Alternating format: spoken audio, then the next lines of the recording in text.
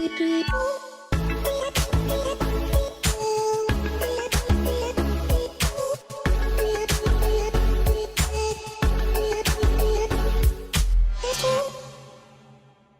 everybody, welcome to another episode of Jake's Makes. On my last video covering printing with wood filament, I printed this here stump and was looking to delve a little bit deeper into printing with wood filament. So as you see here, 27 hours and 58 minutes later, I have the Mask of Loki from the Jim Carrey movie The Mask.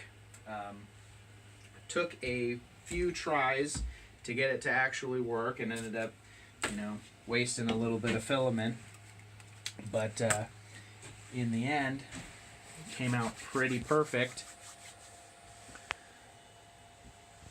So just wanted to go over with you guys the reasons why these two prints failed and maybe help get a better insight for when you're printing yourself. So the first print that failed, I wanted to explain to you guys, was that the printer nozzle actually jammed, and I kind of alluded to that in my last video.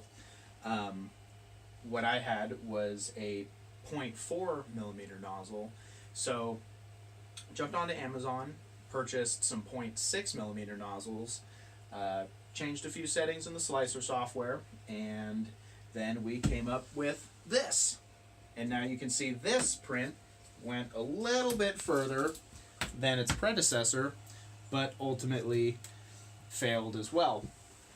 Now that ended up being my fault. I loaded the file onto an SD card that was actually corrupted. So it believed that it was done printing when in fact it actually was not, and had about 16 more hours to go. So major bummer, but in the end got the Mask of Loki and came out pretty amazing. So I'm going to break these supports off and clean it up and then show you guys what it'll look like.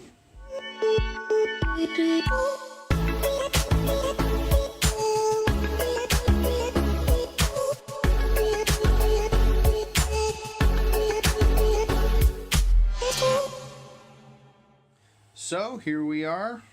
Third time's the charm on the Loki mask. Biggest piece of information I would take away from this video is to use 0.6 nozzles when printing with wood filament.